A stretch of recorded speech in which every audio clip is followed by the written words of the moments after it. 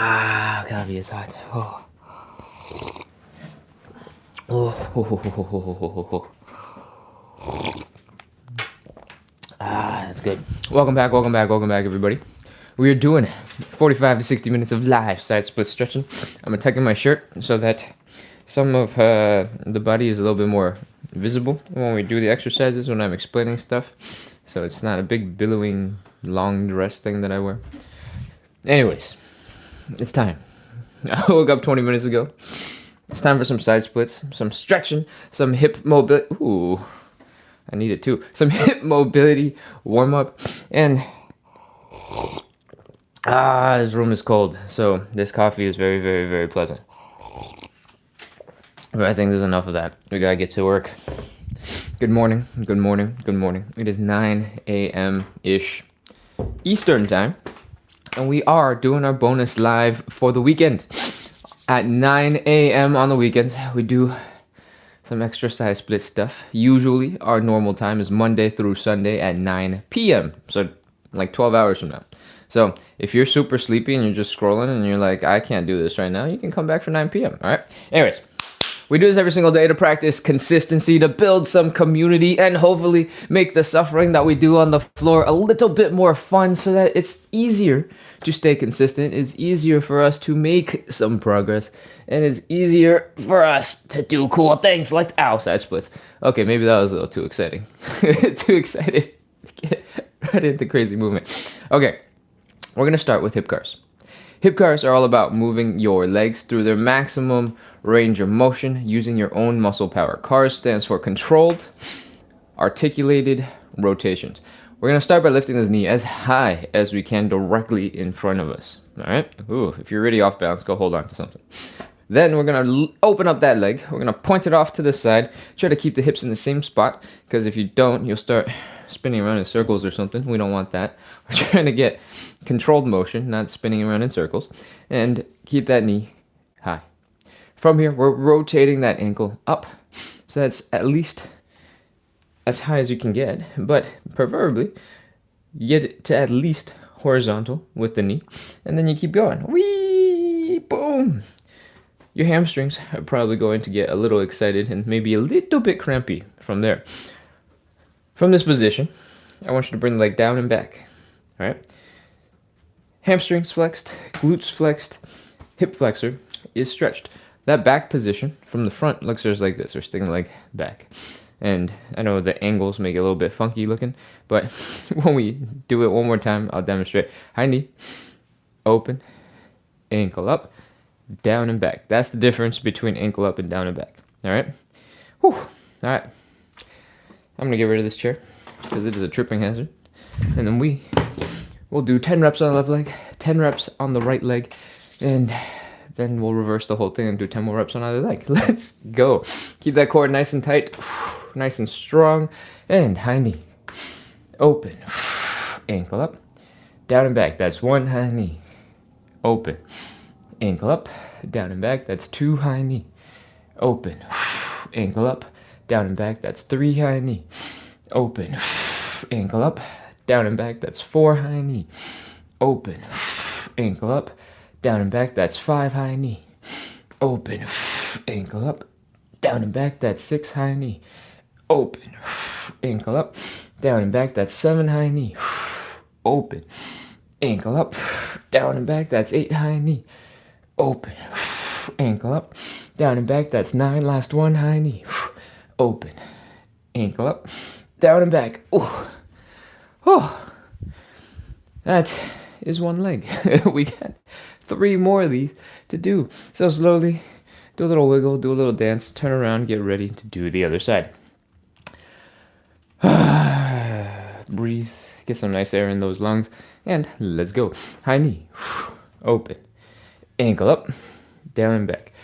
Remember, you can always lean against a wall, lean against something, hold on to something to help support that balance. You do not have to do this with yourself flopping all over the place. Cool. I think this is four high knee. Open. Ankle up. Down and back. That's five high knee. Open. Ankle up. Down and back. That's six high knee. open, ankle up, down and back, that's 7 high knee, open, ankle up, down and back, that's 8 high knee, open, ankle up, down and back, that's 9, last 1 high knee, open, ankle up, down and back. Ooh.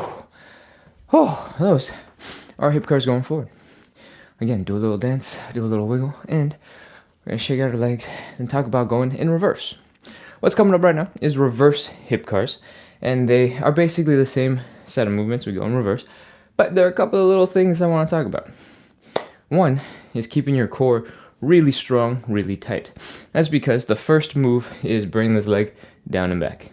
Because it's the first move, when you have the most energy, the most excitement, we often go whoosh, start kicking that leg really far back.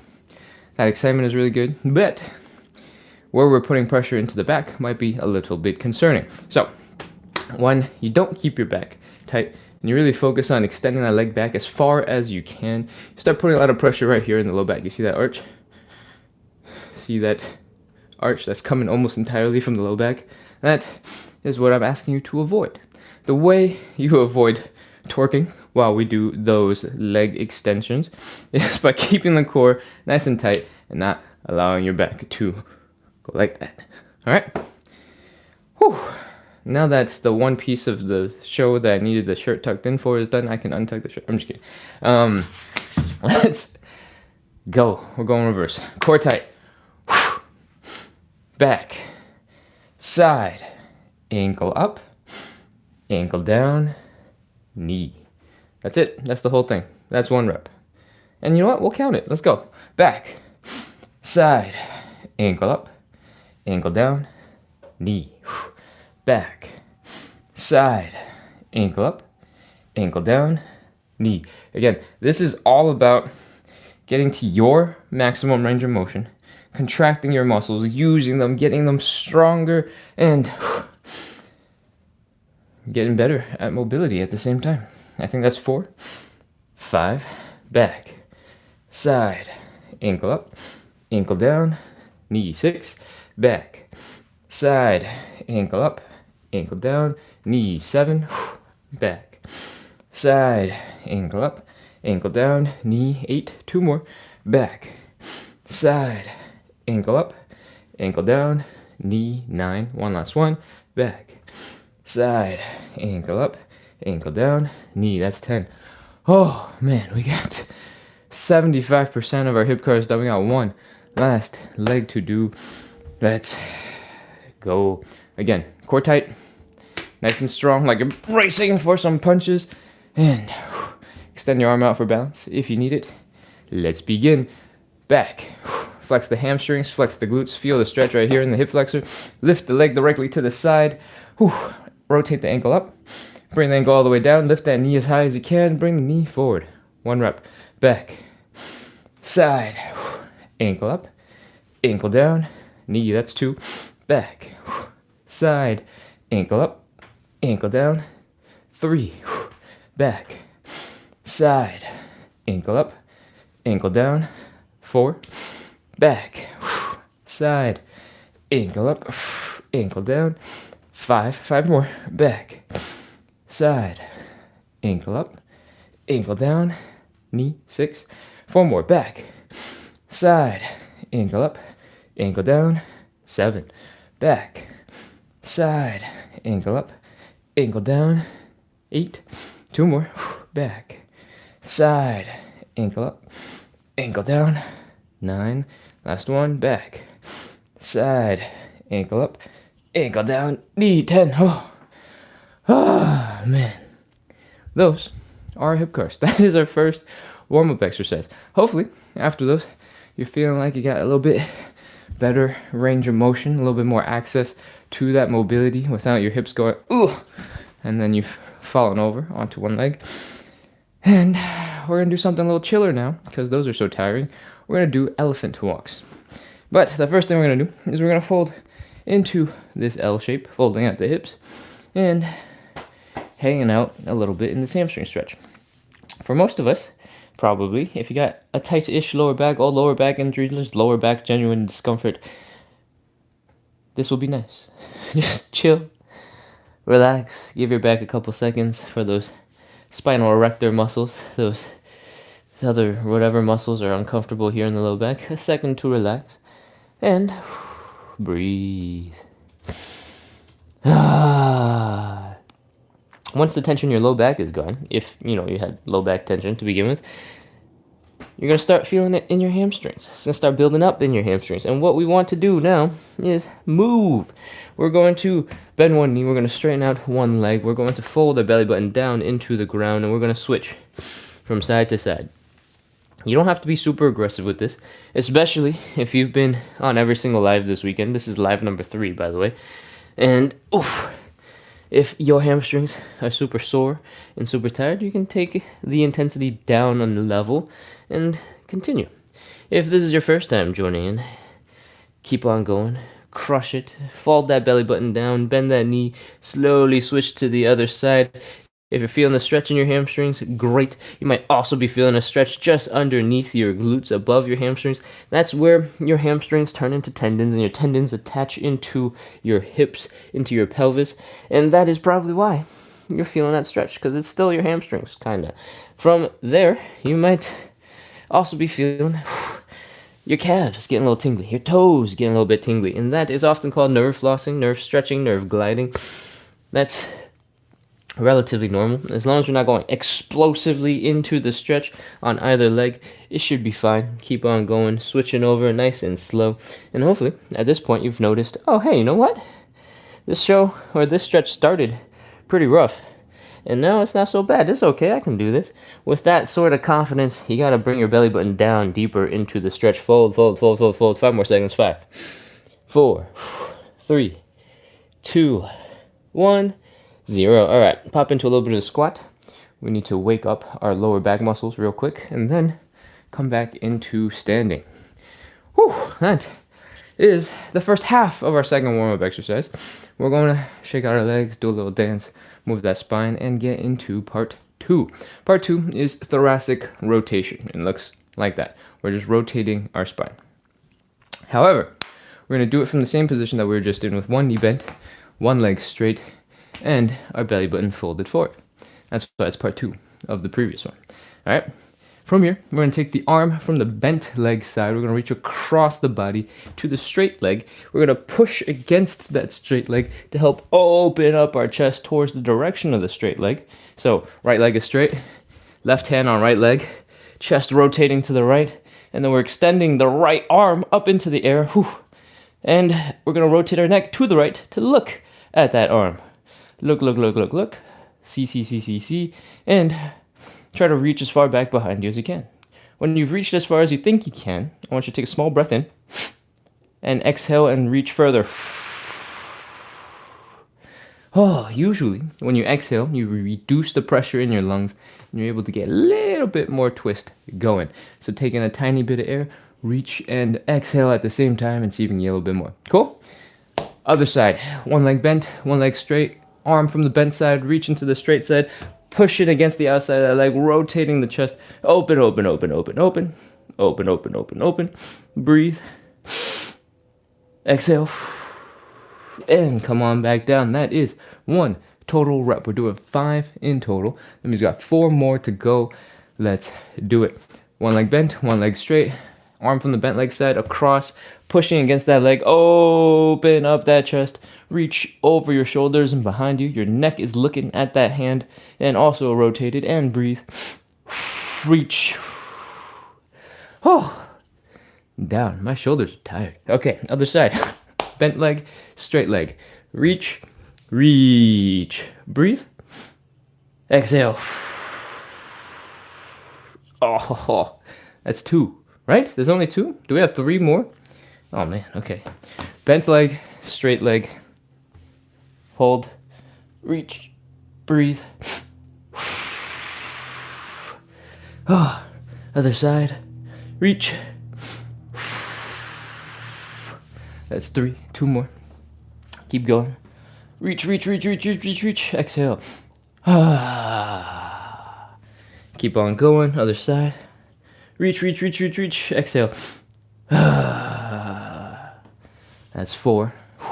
If your shoulders are tired, if everything else is tired, you can take a second, shake them out, and then get back to it. I do lots of talking, I do lots of explaining, so you always have time to get a little bit more comfortable and start again, okay? Last one. Left leg bent, right leg straight, left arm across to the right leg, push against that shin bone, open, open, open, open, open, extend the right arm up into the air, rotate your neck to look at that hand, reach, inhale, exhale, reach some more, whew. Other side, right leg bent, left leg straight, right hand on left leg, push, open, breathe, and that is 5 thoracic rotations. Hopefully, maybe while you were doing them, they didn't feel super nice, but hopefully, now that you're done with them, your back is moving a little bit smoother, and you're like, ooh. And maybe your shoulders are a little bit tired because, you know, you never really do anything remotely close to that in your normal life. So it just suffers for our show, and that's okay because we're done with those. It's done. Finished. We are doing some Cossack switches. We're moving on into our third and final warm-up exercise. Cossack switches, you don't have to jump into them immediately, but they look like this. I'm going to demonstrate. We're going to sit our butts down as low as we can on one leg in a deep squat. This other leg over here is basically doing a side split. We're going to scoot our butts to the other side. We're going to squish. We're going to get low. We're going to switch it around. The other leg is doing a squat. The other leg is doing a side split. And then we're going to come back. Boom. That is 1 rep. For most of us, our ankles and our hips are not going to be ready for this first thing in the morning. So we're going to pre-stretch our ankles. We're going to pre-stretch our hips. And what I want you to do is, like I said, get into this deep squat position. Just hang out as low as you can. Try to bring your chest to your knees. Lean forward a little bit so that your heels are coming off the ground. And chill here. We want to feel that folding sensation in the hips. We want to feel that stretch in the Achilles tendon, in the calves. You can poke your calf to double check that those muscles are pulled tight because they're in a stretch. And chill. Hang out. Relax. Whew. From here, now that you've gotten calm in this position, we're going to do a little wiggle. Shake, move those hips, do a little dance. Just manipulate your ankles, your hips, work on your balance just a little bit so that we're preparing ourselves for the Cossack switches that require a lot more mobility, a lot more balance. All right? 2 more seconds. Shift around, move, dance, wiggle those hips, and it's time to move into Cossack switch. If you have been in this position where you're holding the knees to the chest, I want you to stick your hands straight down into the ground, and then one leg out to the side so that the heel is down, all right? And on this leg, our main power leg over here, we want to drop this heel on the ground as well. That's because when your feet are flat on the ground, they have way more stability, and we need that stability. I almost said we need that spaghetti. We need that stability to help transition and move our body weight from side to side. All right, so get into the lowest position you can while keeping your heels down. For some of you, that might mean you have to be kind of high up, like way up here, right? That's absolutely fine. It's part of the process. We're slowly building mobility, and you got to be where you got to be. Cool? The higher up you are, the less demanding it should be to get to the other side. And if you can do that, great. If you need a little bit of help, you can put your hands down, you can fold forward, you can help shift your weight to the other side. And of course, shift it back. From here, we got all the information we need to get started. We're doing 10 reps, and I'll add in more stuff as we go. All right, let's go. We're going from that deep position, sticking our hands in the ground, extending one leg out, dropping this heel as much as possible, getting as low as you can with that heel down, and let's go. Side, pause, squish, get low, come back, squish, get low, and I'm gonna get rid of these for a second. Oh, come back, squish, get low. Oh, my hips just cracked. That's why we do the squish. That's 2. Keep on going. Across. And keep going. 3. When I say squish, get low, this is not supposed to be like a jumpy exercise. It's just a relax and get compact. All right? You're not going, I'm stomping my leg down into the ground. I don't know how you would do that, but don't do that. I think this is number 4. If you are feeling strong, you don't feel like you need your hands for support anymore, you can get rid of your hands. You can extend them out in front of you, you can just tuck them to your chest. If that is still feeling too easy, you can start sitting up a little straighter. Get a little taller. It's gonna shift your balance, so give that a second before you jump right into the next rep. And extend your arms out in front of you. I think this is 7. Keep going. 8. The straighter you stand up, I guess, sit up, I don't know, the harder it will be. So give that a try. We are at 9, I believe. So for this last one, because I've already run too late telling you this, if you're feeling a little bit of discomfort in the knee, there's a little bit too much pressure in this position, you can come up into a squat, come across, and then sink into the stretch. That way, instead of putting pressure in the insides of your knees while you're transitioning from side to side, you can pop up real quick, come across, and then sink into the deep part of the stretch. You should still do a couple of those reps to help build up strength in your knees. You shouldn't avoid them entirely. But when it's too much, when you're too tired for the inside of the knees, you can pop up, around, and down, and still get that awesome stretch down here where you're doing a deep squat and you're doing a split at the same time. That, my friends, is our warm-up. If that sentence intimidates you, don't worry, this is a stretching show. We're doing 45 minutes of side split stretching and hip mobility work. We do this every single day to practice consistency. Oh, the squat got better. The first one I did today was really bad. We do this every single day to practice the most important quality, consistency, to build a little bit of community, and to make the suffering that we do on the floor a little bit more fun. All right, a little bit more entertaining, a little less suffering.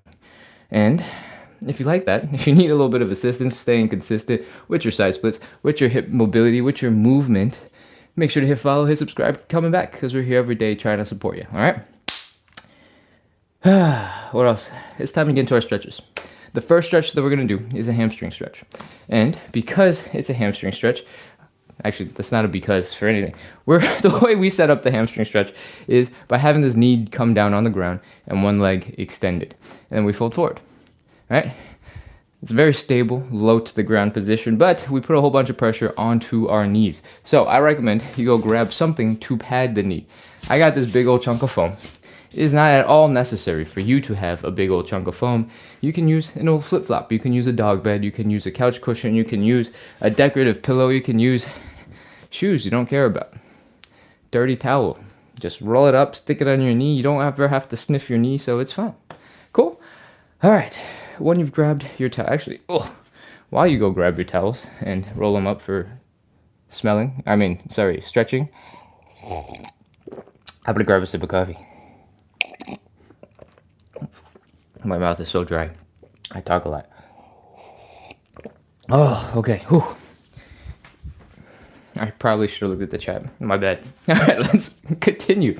We're dropping both knees down onto whatever piece of cushioning you found. Okay? And what I want you to do is really focus on taking a good look at your hips. They should be square. They should be on either side of your waist. All right? Straight down. We want to maintain this position for the entire duration of the stretch. And the reason for that, the reason why I'm highlighting this is because when we start sticking one leg in front, a lot of us tend to start dropping into front splits, pushing real far forward, and all of a sudden, the right hip or one of your hips is kind of far back. The other hip is like kind of forward, you're kind of twisting, and now we're making this stretch way more complicated than it needs to be. So don't do that. Pull that leg in, and feel the stretch with your hips nice and square. As if your knees were straight down underneath each other. Cool? All right. From here, we're folding this belly button down into the leg. And we're trying to breathe. We're trying to relax. We're trying to get as lazy as possible while we fold forward. I'm going to spin around so you don't have to stare at the top of my head for the whole entire thing. So you get a little bit more information about the stretch because I'm showing you what my body is doing.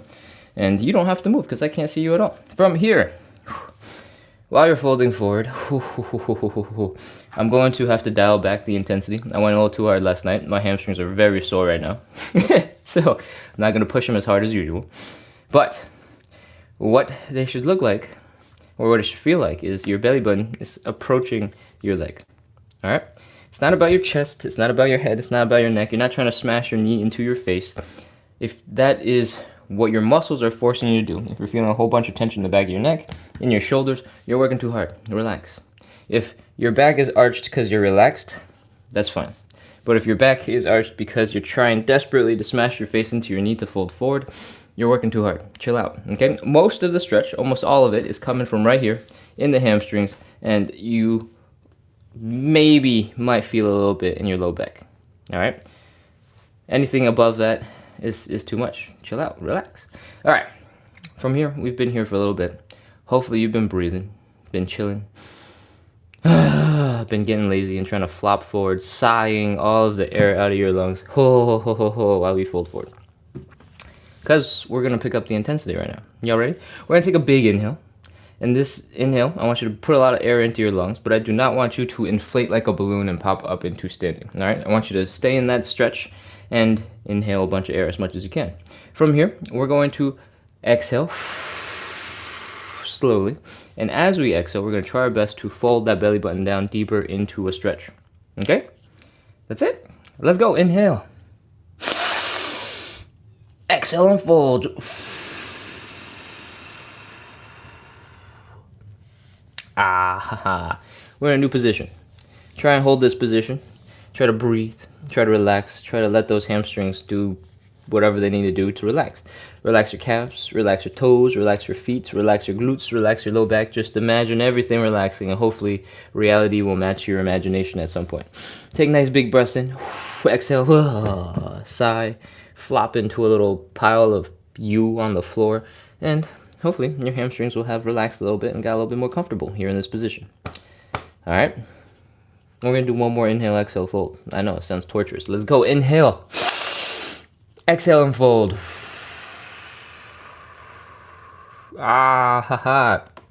We're way deeper in the stretch now. Way deeper than you started, hopefully. And if this is too intense for you, you can take your fingers, you can stab them into your hamstring, you can massage them, squish them, squeeze them to distract yourself from how uncomfortable this stretch is. We're here. We're done. This is it. 30 seconds. 30. 29. 28. 27. 26. 25. 24. 23. 22. 21. 20. 19. 18. 17. 16. If you're feeling a whole bunch of pressure on your knee and it's a little uncomfortable, you can give the knee a slight bend. It will reduce the intensity of the hamstring stretch, but it will also take off most knee sensations so that you can actually focus on the hamstring stretch. Okay, 12, 11, 10, 9, 8, 7, 6. As you exhale, see if you can fold a little bit deeper into the ground. 4, 3, 2, 1, 0. Oh, that is our hamstring stretch. If it felt really long, if it felt like a lot, that's because we were preparing you for the deepest possible hamstring stretch. Most of us probably would have just gotten into one and then called it a day. We got deeper again, and then we crushed 30 seconds of hamstring stretches. But we've only done one leg. It's time to switch to the other side. Let's go. Again, keep the hips square, as if your knees were going straight down into the ground. Extend the other leg out in front. If you're already off balance and you're going, you can widen your stance a little bit to help with that. And we're ready to fold forward. Fold, fold, fold, fold, fold, fold, fold. Fold, fold, fold, fold, fold, fold. Remember, this whole entire stretch is coming from your hips folding forward. It's not about your back. It's not about your neck. You don't have to round those. If you're feeling a whole bunch of tension up there, that is you working too hard. Chill, relax. Be lazy, okay? We're doing the minimum necessary to get into our stretch. From here, we're ready to inhale, exhale, fold. You ready? You ready? Let's go. Inhale. Exhale and fold.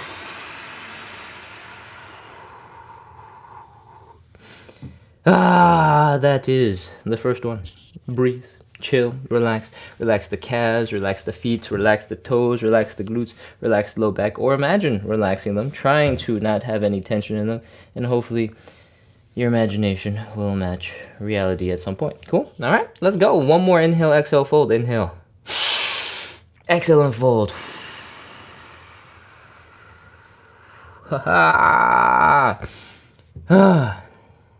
We are deep in the stretch. It's time. 30 seconds. Let's go. 30, 29, 28, 27, 26, 25, 24, 23, 22, 21, 20, 19, 18. Remember, this is about relaxation. Relax those muscles. If your brain cannot get over how intense this hamstring stretch is, you can stick your fingers into your hamstring, massage them, squeeze them, squish them, distract your brain from that stretch. And 14, 13, 12, 11, 10, 9, 8. And again, if your knees are feeling a little sensitive, you can give that knee a slight bend. It reduces the tension on that knee, helps you get into a deeper fold, and you can straighten out that knee later as you get into a deeper stretch. 5, 4, 3, 2, 1, 0. All right, we are done. Oh, that is our hamstring stretch. And that is our first stretch. We got 4 more stretches to do. The second one we're going to jump right into, and it is the butterfly stretch. It's a lot chiller. We get to sit on our butts and we get to chill for a little bit. If your floor is super slippery, I recommend you sit on something with a little bit more grip. This is what this mat is for. You don't need this for your butt. I need this to keep my legs from sliding out, especially because I'm wearing sweatpants and socks on a glossy wood floor. All right? Ooh. So, what we're going to do, we're going to sit our butts up into the wall. Hips against the wall, low back against the wall, shoulders against the wall, head against the wall. Got a nice straight posture for a moment in time. And then we are going to pull up our pants so that the knees don't get super stretched out. Then we're going to put our feet together and pull them in towards our groin. The goal of the butterfly stretch is to stretch out the groin muscles here in the center of your legs. All right? And the way we do that is by bringing the knees down into the ground. Whee! I want you to get stronger and more mobile all at the same time. So I want you to use your outer thigh muscles. I want you to use your glutes to manually rip those legs open. And it should look a little bit like this. When you flex the glutes, you contract those outer thigh muscles, your knees should start going down just a little bit. If it's not moving very much and you're just feeling a little bit of tension here in the inner thighs inside your groin area, that's perfect. You're doing the right thing. If your knees pop down for a second and then they start just vibrating in place, you're probably just not strong enough. And it's also great you're working on your strength. Perfect. From here, we're going to make it more difficult for ourselves. We're going to take our hands, we're going to push the knees down into the ground. All right? And when you do this, your hands are pushing your legs down, but your shoulders are pushing your back and your head into the wall. So you'll feel a lot of pressure on the back of your head, and that is okay. That's normal. That is the price we pay for hip flexibility. I am feeling real sore right now because we've been doing this live every 12 hours for, I think it's the 4th live in 48 hours. So I don't think my hips are going to get lower than this, but I want you to really contract those muscles and I want you to push your legs down. If you've been doing this every single day with me, maybe also reduce your intensity. But if you're first time or second time and you're fresh, push a little harder. All right, let's go. 30 seconds. 30, 29, 28, 27, 26, 25, 24, 23, 22, 21. If you've been contracting those glutes, if you've been contracting the outer thigh muscles, trying to pull your legs down while pushing, relax them. Relax them entirely. Your glutes should, deflate and soften or something. All of a sudden you'll be like, hey, am I shorter? You might have big glutes if that actually worked out that way. 19, 18. After you've relaxed those muscles, see if you can push your arms just a little bit deeper into the ground. Push your knees just a little bit deeper into the ground. Hold it there. 15, 14, 13, 12, 11, 10, 9, 8. Now I'm flexing my glutes to see if I actually grow taller on the camera. Oh god. Yes, dude. Wow, I came out of nowhere. Oh my gosh. 3 times? Okay. Sorry, where I cleared the phlegm from my system. 4, 3, 2, 1, 0. That is our butterfly stretch. Oh. If your legs popped up just a little bit while you took your hands off. Great, that's fine, no worries. And if your legs feel like they don't want to move at all, they're completely stuck right now, that is probably normal as well. And all you gotta do is give them a little bit of a shake. Be like, hey, wake up, we got some stuff to do, all right? Come on, let's go. We got stuff to do. Wake up, wake up, wake up! And hopefully, after a couple of quick shakes, your legs actually do wake up, and you can start flapping the wings of this butterfly like it's a butterfly. And that's probably a good sign. We're ready to move on to stretch number 3. Let's go. Come on back up into standing. Oh. Whew. You can get rid of the cushion. You don't need that anymore. Depending on how slippery your floors are, you might want to get rid of any socks that you have on this point. At this point, my floor felt really cold when I woke up, so I definitely needed the socks, but now my feet are a little sweaty, so I think I'm ready. And it's the perfect amount of sweaty where I got some grippiness in my feet. This is gonna be a good stretch. Okay, let's do this. We are getting to the standing pancake, and the pancake stretch is mostly about your body going whoosh. You're folding your body in between your legs, right? That's a hard stretch. This is going to be really hard to get into, so we're going to set up in a way for gravity to do as much work for us as possible to make our lives easier, because we're lazy, all right? We are folding at the hips, and we're bringing the belly button down into the ground. If at any point your hips were really, really tingly and uncomfortable and sensitive, you should probably just bring your legs in just a little bit, okay? This is our starting position. Boom. This is our pancake. From the side, it looks a little bit like this. Legs are wide, folding forward, bringing that belly button down. When you're in this position, when your upper body is as close to horizontal as you can get, gravity is going to be pulling you real hard, and you're going to be feeling that lever over here in the hips exactly where we want it. So to make this stretch feel more intense, you got a couple of options. You can extend your arms up past your head, increase the length of the lever. You know, there's that. Never mind, I'm not going to get into quotes because I'm going to misquote it. The longer the lever, the more work you can do, and in this case, the longer the lever, the more intense this stretch will feel. You're going to feel it mostly in your hamstrings. If you're a masochist, you can hold on to something, probably not too heavy, with your hands, and extend that past your head, and that will help bring you down even further. So, that's it. That's the whole thing. That's all of our stretching. We're just breathing, chilling, getting long, folding, chilling, folding, and we're going to hold this for 30 seconds. We got one last detail, actually, that I forgot. These legs, they can go wider. When you're folded forward like this, typically, you can go a little bit wider with your legs than if you were standing straight up. And that's because when you're standing straight up, the angle of your hips is going to smash into your thigh bones. We don't have to get too deep into that, but when you're folded forward, they don't smash. So you can usually open up your legs a little bit more wide, a little bit more comfortably. So do that. Go ahead. Get as deep as you like. This is our pancake stretch. Usually I hang out at that side angle. Maybe I'll do a diagonal today because my feet are so grippy. I have so much confidence. And let's fold. Extend those arms past your head. Sit back into the stretch because your lever is so long. You need to center your balance a little bit further back into your butt. So scoot your butt back, butt back, butt back, butt back, butt back, and fold that belly button down, down, down, down, down, down. Fold some more. Fold, fold, breathe. Sigh, exhale, let out as much air as possible. Sigh, fold as much as you can, and I think we're in position. 30 seconds, let's go. 30, 29, 28, 27, 26, 25. If this looks like overwhelming and it's not an easy stretch for you, don't worry. Bring your legs together and still folding forward is the exact same stretch. You just have a little bit less intensity from it, all right? It's the same same explanation, same setup. It's just how flexible you are changes the depth of the stretch, all right? 21, 20, 19, 18, 17, 16. If you want, you can also grab your legs and help pull your body down. That might get you into a deeper stretch than if you were just waiting for gravity to do the work.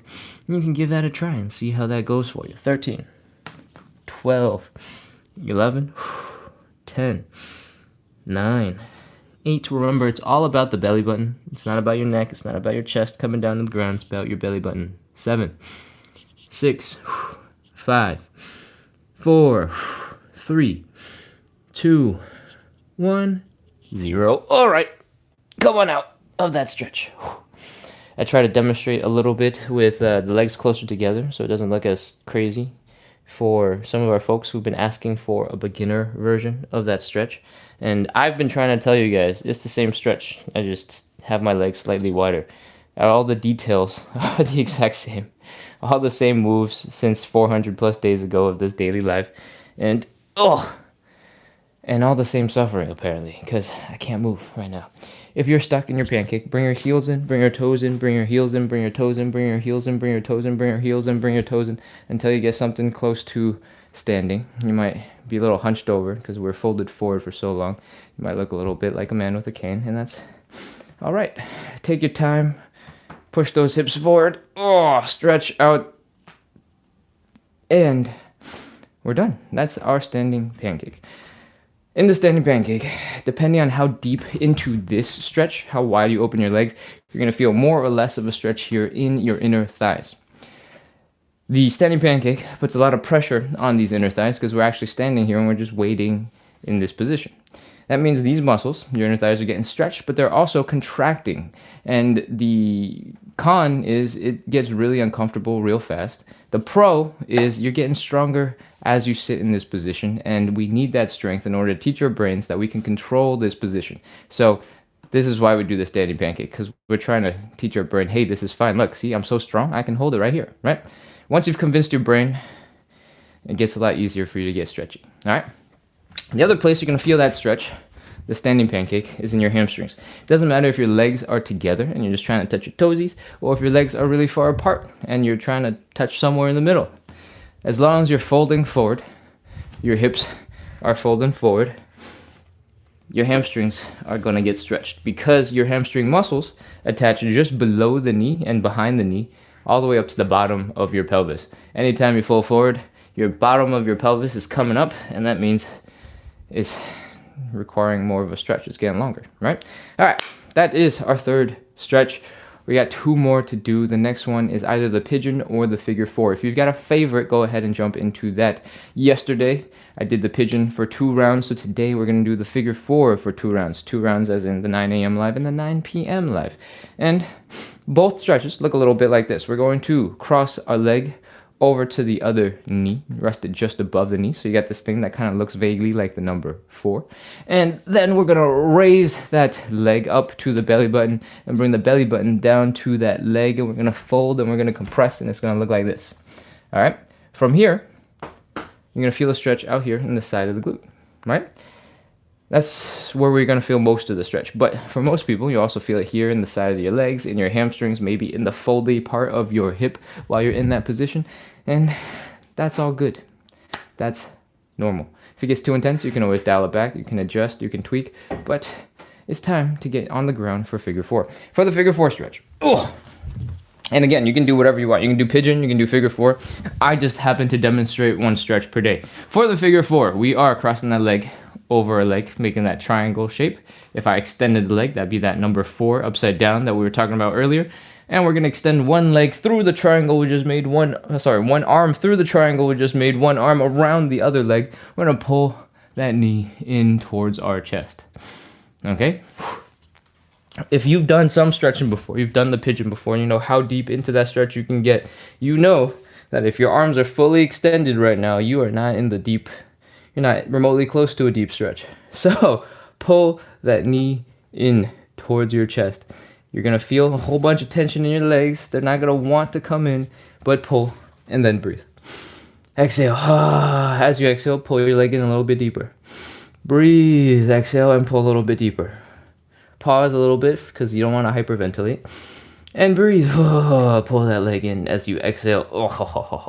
As you get deeper into the stretch and you feel the stretch building right here in the glutes, in the hamstrings, we're probably good to go. Let's go. 30 seconds. 30.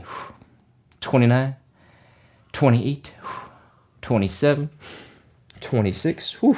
25. Don't relax too hard. I know your neck is down, your head is down, your eyes might be closed, but don't sleep. Keep pulling. Pull, pull, pull, pull, pull, pull, pull. 22. 21. 20. 19. 18. Man, there's so much sun in my eyes right now. 17. 16, my forehead is catching fire. 15, 14, 13. Oh, I could just rotate. 12, 11, 10, 9, 8, 7. Keep on pulling. We're almost done. 6, 5, 4, 3, 2, 1, 0. Oh, that is our figure 4 stretch. And if you want, since you're laying down on your back, so you can stick your arms off to either side and you can let your hips drop. Oh, get a little bit of a low back stretch while you're laying down on the ground and drop the other side. Whew. Oh, nice and gentle, nice and slow. Feel that stretch. Maybe you'll feel it in the obliques and not just in that spine. And we gotta do the other side, but I really don't want to. This is so nice. Okay. Come on. We're almost done. This is our final figure 4 stretch. Whatever leg you didn't cross to the other side, go across that one. Stick your hands through the triangles. Wrap the other leg. Pull your leg into your chest and breathe. I gotta squirm around on the floor to get to that new angle. Okay, breathe and pull. Ready? Inhale, exhale, pull.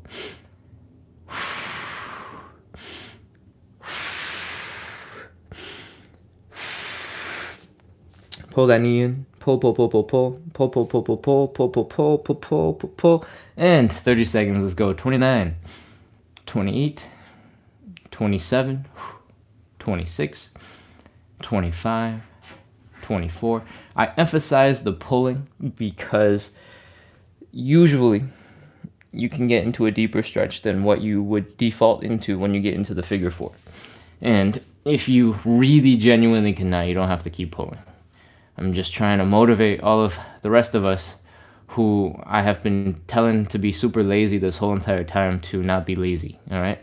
21, 20, 19, 18, 17. If you're feeling a little bit of sensitivity in the knees right now, you can cup the knees and you can pull the knee in a little bit directly, and that should support them, make it feel a little bit more comfortable. 15, 14, 13, 12, 11, 10, 9, 8, 7, 6, 5, 4, 3, 2, 1, 0. Oh, drop your arms off to the side, relax your legs, relax your hips, lay down. Oh man.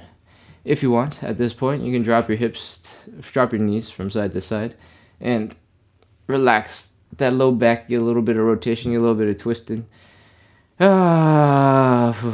Just another 1 or 2 of these. And it's time. It's time for some side splits. If you are just joining in, you're like, what is this guy doing laying down on the ground, flopping his knees around? We are doing 45 to 60 minutes of live side split stretching and hip mobility work. And we have wrapped up 3 warm-up exercises, 4 stretches. We're getting into our 5th and final stretch, and that is the side splits. If you've never done one before, don't worry. If you've never even tried to do one before, also don't worry. We are going to break down everything, explain it to you piece by piece, and I'm going to show you what it would look like from a less flexible perspective, and then we're going to squeeze ourselves into a deep stretch, and that's where the practice and the training that I've been doing will show. All right? Yeah, so if you like consistency, we do this every day at 9 p.m. Eastern, and on the weekends at 9 a.m. Eastern. Where's my stool? I'm looking for my stool. There's my stool. All right. If you have something that you can rest your hands on and elevate yourself off the ground, we're going to use something later to do something that looks like this. All right?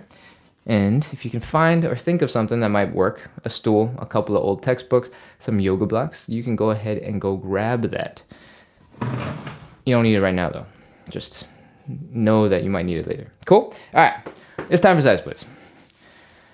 We're doing 3 rounds of side splits. We're going to do them for about 30 seconds each. after we set them up and get into a nice deep stretch. And then we're going to come out of them. And in between each round, we're going to shake out our legs. We're going to flop around. We're going to relax our legs as much as possible so that we can get back into a second and a third, even more impressive, ultra deep side split. Cool? But before we do all that fancy stuff, we are going to set up safely. All right. What I want you to do is stand 8 to 12 inches in front of a wall. For most people, that is 1.5 footsteps in front of the wall. The reason for that is because the most scary, dangerous part of this whole entire side split thing is actually the fear of falling, and actually falling, because falling hurts when you land on your butt. So when we get into a position that looks kind of like this, your legs are spread apart, you're like on the ground, you're squirming, you're crawling, you're trying to get deeper into the stretch. At some point, it is possible that you'll lose balance and you'll start falling backwards, and then you'll be swimming through the air. You'll be like, no! But if you have a wall right behind you, 8 to 12 inches, like I said, your butt will just touch the wall and then everything will be fine. Everything's cool. You can just bounce off the wall and you're back into your stretch and you're ready to continue. All right? If you were to try to do this without having anything behind you, you can already imagine it, but you're swimming, you're like, oh, no. Oh. And then your butt crashes into the ground. The higher off the ground, the more painful the impact will be. And don't do that. Stand 8 to 12 inches in front of the wall. Cool? All right, safety done. Whew. Let's get into shape. Sorry, let's get into position. Let's get into side split shape. Let's do it. We're opening up the legs as wide as you can without pain here in the hips. Okay? If you're feeling like a tight pinching, you've gone too far, bring your legs a little bit in and continue. Next up, we're going to fold. Bring that belly button down into the ground. Fold, fold, fold, fold, fold. Fold, fold, fold, fold, fold, fold some more. And if this looks just like how we started our pancake, that is about right. The main difference here is we're putting our hands down and giving ourselves a little bit of support. This is where having a stool, having something to elevate your hands might be a little bit helpful. That depends entirely on how wide you can open up your legs and how far forward you can fold. You don't have to open that wide if you can fold pretty far forward. If you can open wide, you don't have to hold as far forward. And if you're just tired and you don't want to work so hard, you can also put your hands down on the stool. Cool? Those are some options. Those are some tips. We are in position to do the most important part of the whole entire live. Right now, we're in this wide stance. We're folded forward a little bit, and we have our feet flat on the ground, right? What I want you to do is rotate this whole leg back 90 degrees. And it looks a little bit like this. From there, we're rotating. Boom! The toes are pointing up. The knee is pointing up. The quad muscles are pointing up. We've rotated the thigh bone so it does not smash into your hip bone, so that all that's holding you back is your muscles and not your bones. We gotta do the same on the other side. The other foot is rotated upwards, and we are in a side split setup. Your heels are probably really unhappy with you right now when you have this much pressure on them. So please share the burden with your hands, support your legs, and this is our side split. If this is the deepest that you can get, don't worry, this is still a side split. You're doing great, all right? Everything I say from now on will still apply to you. It just won't look the same as what I'm physically doing, all right? If you don't need the stool, don't use it. Keep on squirming a little bit from side to side, do a little wiggle, do a little shake, drop a little bit deeper into the stretch, and that's it. We're here. This is a side split. You're doing great. Breathe. Relax, especially if this is one of your first couple of times in the position. All your muscles are probably freaking out, going, what the heck is this? What the heck is this? What the heck is this? And what we want to do is relax the muscles as much as possible. So if your toes are flexing really hard, pointing up into the sky, relax them. If your ankles are flexing really hard, relax them. If your calves are tense for some reason, relax them. Your glutes, your low back, relax as much as you can. Take a deep breath in, sigh, exhale, and release as much tension as possible. Okay? And that is going to help get us down into our side split. 30 seconds. Let's go. 30. 29. 28. 27. 26. 25. 24. 23. 22. 21. 20. 19. 18. The whole entire time that you're doing this, you can absolutely use a stool to help elevate your hands. That'll help you sit up a little straighter and change the intensity of the stretch as you need to. Whew. 14, 13, 12, 11, 10, 9. If your butt is really close to the wall or on the wall right now, feel free to use it, lean against it. That support will help make the stretch feel a little bit easier. 7, 6, 5, 4, 3, 2, 1, 0. All right, that's it. Walk your hands forward. Oh, walk, walk, walk, walk, walk. The further forward you walk your hands, the easier it'll be to bring your legs in underneath you. Oh. We've had a couple comments in the last couple of days about how that part where we get to the deep stretch is not something you can do, and that is absolutely okay. All right, to get to there, we got to get through lots and lots of less intense versions of the side split, and everybody has to start somewhere. So if you are just in your early days and you just happen to get into this position way high up in the stretch and you're putting your hands down on a stool for support, this is a perfect place to be. Hang out here, hang out for the 30 seconds. Do the same things I was talking about. Relax as many muscles as you can. Relax your feet, relax your toes, relax your heels, relax your hamstrings and glutes and low back, and don't give up. Okay, let's go. We are getting up out of that stretched out position. We're gonna relax our muscles as much as possible. Some more relaxation, because at the end of the day, getting long, getting loose, getting stretched out is all about relaxing the muscles. And we're going to shake out that tension we just created, suffering on the ground just now. Cool? So I want you to stand up. Come. Put all your weight into one leg, and I want you to start flicking the other leg out. Shake it, flick it, wiggle it, flop it. You are a overcooked noodle, overcooked spaghetti, and I want you to be floppy, floppy, floppy, floppy, floppy. If you need to imagine something in particular, imagine that your ankles are super, super, super, super, super loose, and you're just flopping them all over the place. When your ankles are super loose and they're flopping all over the place, your calf muscles and all the legs muscles between the knee and down to the ankle have to also be super loose so that your ankle can do the things that it's doing. Because if you flex your foot, your toes come up, you point your toes, your calves contract, you do all of this stuff from side to side, you need muscles to work and collaborate, right? But if you're just flopping your leg around, shaking it, and your ankle's going to all of those different places, that means those muscles are able to allow you to do all the things that you need to do. And that's what we want. Loose muscles. Now that you've shaken out this leg for like 30 seconds, switch over to the other side, shake out the other leg. Ankle loose. And then everything above the ankle, preferably loose. Shake, shake, shake, shake, shake, shake, shake. Wiggle, wiggle, wiggle, wiggle, wiggle. Flop, flop, flop, flop, flop, flop, flop, flop, flop. You can add more to the shake, make it more aggressive, flop around and do crazy things as long as your legs feel like they're relaxing more. All right, we're gonna move on. We're gonna shake out our hips. I want you to put all your weight into one leg. I want you to put the big toe down on the other leg, and I want you to work on bringing the knees in and out and in and out and in and out and in and out. Notice the rest of the body is not moving. The only thing that's moving is this thigh bone where it connects into your hips. So we're using a couple of muscles in the hip to help maneuver our leg. I need to sneeze again. I don't know what's happening. Okay, cool, we're good. It's past. It's almost past. It's so itchy. And it's good. Okay, whew.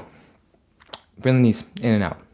In and out, in and out, in and out. As you get stronger with these muscles, you can get faster and faster and faster and faster and faster and faster until you turn this into a stanky leg, or you can get even faster and it starts turning your leg into jello, and all of your muscles are flopping from side to side.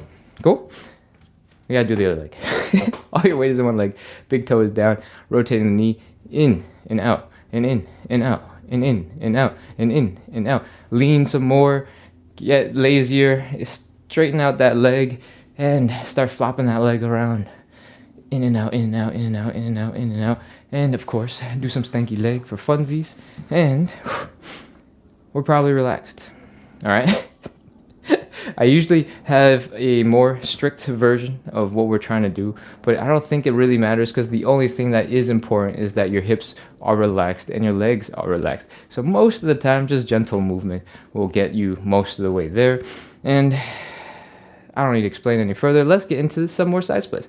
We're going to stand 8 to 12 inches in front of the wall, and we're ready to begin. Open up those legs nice and wide. If you're feeling a pinching pain here in the hips, you have gone too far. Bring your legs back in together just a little bit.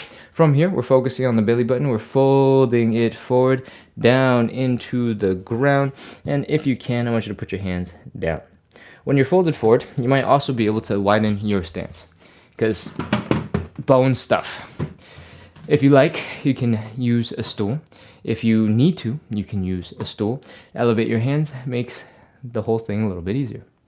And it also helps you look up, which is super important for me because I gotta look at the camera occasionally to see that I'm in the picture. All right, from here, your feet are flat on the ground. And we're gonna try and rotate the whole leg backwards, right? So what I want you to do is rotate, boom, so that the heel is down, the toes are up, the knees are pointing up, and the quad muscles are pointing up. Depending on how deep in that stretch you are, it might not be pointing straight up, it might be pointing up and at a diagonal, right? If your legs are more like this, they'll be pointing out that way. And if you're really low to the ground, like this, it'll point up-ish. Cool? All right, we gotta do that on both sides. So the other leg, also externally rotating, toes are pointing up, knees are pointing up, quads are pointing up, and we are in position. This is our side split. We've rotated the thigh bone, so it's no longer about to smash into our hip bones and cause us more pain. Now all we got left is our muscles telling us, hey, what the heck are you doing? So, do a little wiggle from side to side, breathe, squeeze, get low, get compact. This is the setup. Usually, at some point, I used to get stuck way up here, right at our starting point. And now, after hundreds of days of doing this every single day, I'm not getting stuck quite there. So, don't be intimidated. You got this. Keep going from where you're at and breathe. Oh, man. I talked about this last time. We're relaxing as many muscles as we can. We're slowly drifting into our deepest stretch. Do a little wiggle from side to side, a little wiggle from side to side, another little wiggle from side to side. And when you feel like you can't go any further and you've decided it's time to give up, 30 seconds, let's go. 30, 29, 28, 27, 26, 25, 24, 23. Again, you can rest your hips against the wall, your butt against the wall behind you if you're close enough. You can also walk your hands really far forward so that you're feeling more of the stretch here in your inner thigh muscles. You need a combination of the two, sitting back on your butt and walking your hands forward and folding forward to get your side split. And so you can do them as you please. Whew.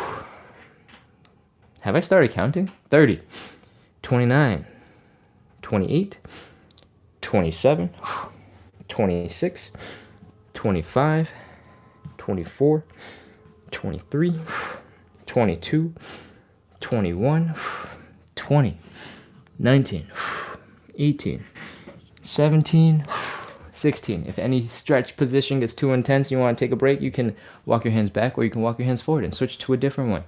13, 12, 11, 10, 9, 8, 7, 6, 5, 4, 3, 2, 1, 0. Walk your hands forward. Pull your legs in. That is our side split. You can grunt, you can groan, you can make as many sound effects as you need to, by the way. I can't hear you, so make as many as you want. Now that you are resting in a not side split position, we're gonna take one more breath. And then we're gonna get up into stand, we're gonna shake out our legs, reduce the tension. Hopefully you found that shaking out the legs, relaxing, getting a little bit of movement in between the side splits helped to get just a little bit deeper, helped to make it a little bit more comfortable getting into that second round of side splits. We got one more to do, we got one more round of shaking it out. Let's do it. Come back into standing. Put all your weight into one leg. Shake, shake, shake, shake, shake, shake, shake. Wiggle, wiggle, wiggle, wiggle, wiggle, wiggle. Flop, flop, flop, flop, flop, flop, flop. If you want something a little bit more technical, we used to teach it like this. Imagine you're flicking water off of your toes after stepping in a puddle and you're shaking, you're flicking, you're whipping that leg out. And when your ankle's relaxed and flying at maximum speed, remember that sensation, maintain it, and keep on doing it. Shake, shake, shake, shake, shake, shake, shake. Wiggle, wiggle, wiggle, wiggle, wiggle. Drop the leg, Drop the knee down. Get lazy. Relax everything. Shake, shake, shake, shake, shake, shake, shake, shake, shake. Wiggle, wiggle, wiggle, wiggle. Flop, flop, flop, flop, flop, flop, flop, flop, flop. And that is a relaxed leg. Other side. Shake, shake, shake. Wiggle, wiggle, wiggle, wiggle. Flop, flop, flop, flop, flop, flop, flop, flop, flop. Get lazy. Relax. And have the ankle fly all over the place. And that will be a good place to start. All right. From here, we're putting all the weight into one leg. We're dropping the big toe of the other leg down. We're going to bend the knee slightly, and we're going to rotate the knee in and out and in and out and in and out and in and out and in and out and in and out and in and out and in and out and in and out. And we want these to be relaxed. We want them to be fast. We want them to be smooth. And we want you to get really good at them. If this is day one for you, you don't have to be perfect. You don't have to be going as fast as I am. You can focus on just in, out. As you get stronger, as you build that mind-muscle connection and you get better at controlling it, I want you to pick up the speed, pick up the tempo, straighten out the legs a little bit so you don't have to actually see the knees rotating in. You know it's rotating in and out. And as you get really good at these, your whole quad muscle will start getting loose. It'll start shaking and flopping and going crazy all over the place, and your legs will be loose. If you want to make this more fun, because, we're suffering on the floor in stretches, and you're like, I want to dance. Instead, you can definitely use this opportunity to do some stanky legs, do some more dance moves, and bring up your good vibes like that. All right, we're going to get into third side split because we've shaken out our legs, shaken out our hips. Let's begin. Stand 8 to 12 inches in front of the wall. For most people, that is 1.5 foot steps in front of the wall. We're going to open up those legs. If you're having a pinching sensation here in the hips, you've gone too far. Bring your legs in together. If not, we're good to fold. Bring that belly button down into the ground. If you can, put your hands down. If you can, open up your legs just a little bit wider. From here, if you need it, feel free to elevate your hands. Give yourself a little bit of support. And we're going to get ready to do the most important part of the whole entire live. We're rotating the thigh bone so it does not smash into our pelvis so that we can get into the side splits. All right, most important part. So make sure to do this. If there's anything you do, is this.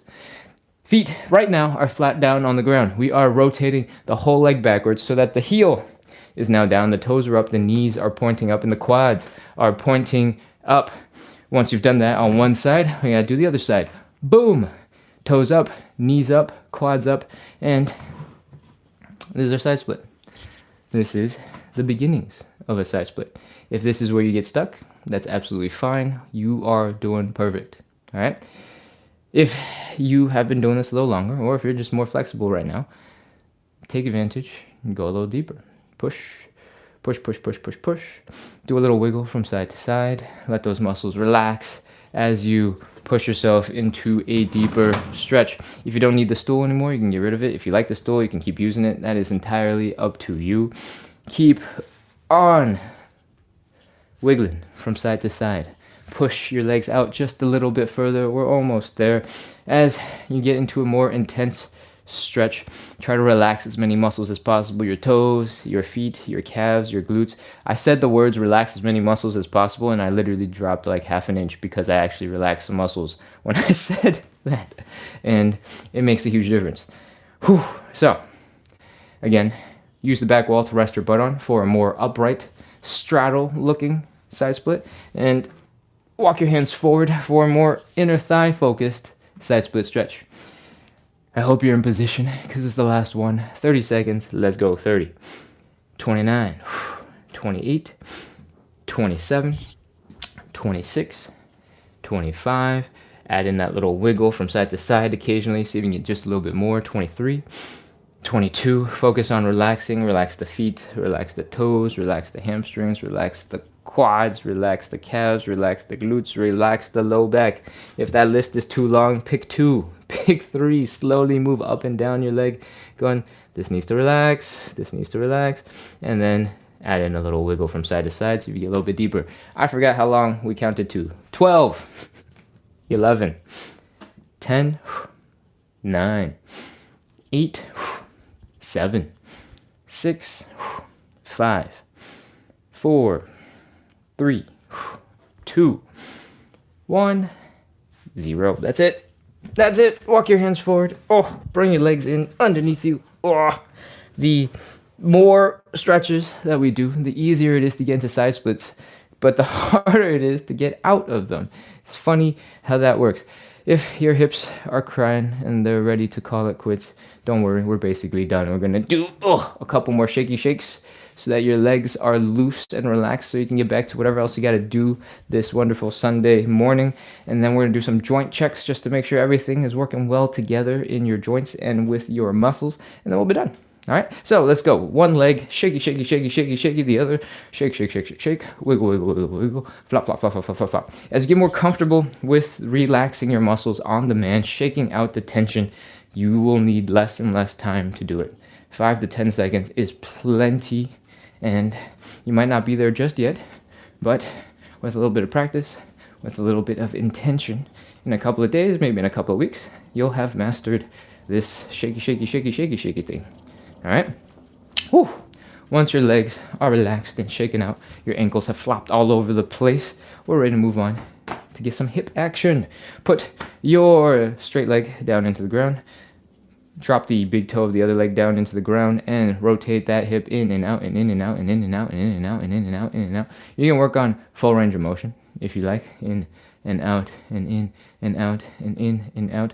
But as you get more lazy and more comfortable with this position, you really don't have to.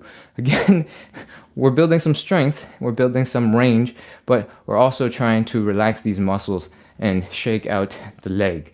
And those technically are kind of not the same thing. So you build one so you can get better at the other.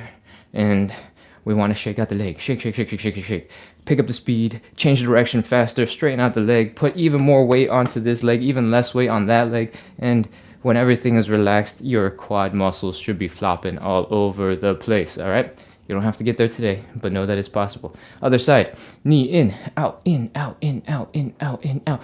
Do some stanky leg while you're here, have some fun with it, and do some more. Shaky, shaky, shaky, shaky, wiggle, wiggle, wiggle, wiggle. Stand up a little bit straighter, get a bit lazier, lean more to the side, and have almost no weight on this leg, and then pick up the speed. Keep on flopping, keep on wiggling, keep on shaking until your legs look like they have turned into jello and they just flopping back and forth. Whew! Your legs should be relaxed. That was a lot of shaking. Let's move on into joint checks. First thing we're going to do is some hip circles. Our hips have gone through quite a bit today, so slowly try and fold and go through a ton of range of motion right now. Check what feels stiff, check what feels like it needs some attention, check what feels tense, and see if you can give it some time, some love. I feel typically my left and right side of the hip feel a lot of tension right after the side splits, so I like to spend a couple of seconds right here on the left and right. And I have old achy low back injuries, so spending a little time folding forward is always nice. And I never really feel anything in the front, but you might. If you feel like you need to spend some time leaning backwards and stretching out the hip flexors, go ahead and do that. From here, we're going to get into one crazy squat calf raise thing. And what I want you to do is I want you to take a look at your toesies, look at your feet. They're designed to move almost as well as your fingers. They got all the same bones, probably all the same muscles, I don't know. But we generally don't do anything with them all day and put them in shoes and stuff, and so they're kind of sleepy and they're kind of weak. So I want you to take a look at them, and I want you to spread your toes. Spread them wide, all right? Having strong toes is really helpful for lots of things, like, for example, jumping up and down. And, I don't know, having control when you're trying to do things. For example, like gripping the floor when you're off balance. It doesn't help you as much, nearly as much if you got shoes on, but it definitely helps when you're barefoot. From here, we're going to pop into a squat, all right? I want you to keep your feet relatively close together. Nothing super wide, nothing super narrow, just, casual, chilling.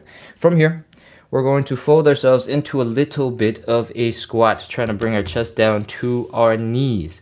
And when you get here, you might be leaning a little bit too far forward and you feel like you're falling over a little bit. This is the perfect time to put your toes to the test. We want them gripping the floor. We want them pulling us into position. All right? When your toes are gripping the floor real hard, you should notice that the arch of your foot is also probably working. And that's what we want. We want as many muscles and as many joints working well together as possible. Cool? From here, we're going to add some more difficulty. We're going to push our knees forward towards our toes, past our toes if you can. If you can't, that's fine. Don't worry about it. And now you should feel that Achilles tendon working alongside your toes, alongside your arch, alongside your calves. Your quads are probably crying and want you to stop. Your low back is probably doing a good job supporting your back.